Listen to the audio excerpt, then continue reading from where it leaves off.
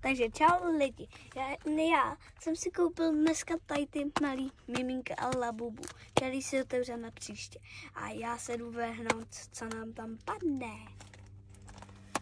Zase si s tím opět peru, ale mám to. Ukaž, co tam bude. Prosím, ať. Já bych sem chtěl strašně tady toho bych jsem chtěl. A nehezkej. Tak ať nám tam padne to šestičko. Takže takhle to otevřu.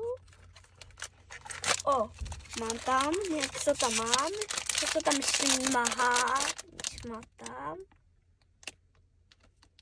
Ale problém je, jak se to otevřu, tady. Hop.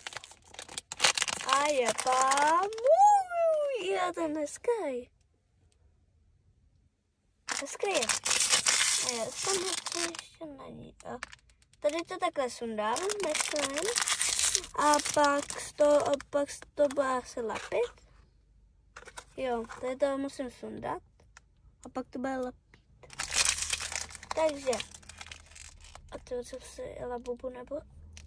Máme, můžu si otevřít ještě labubu.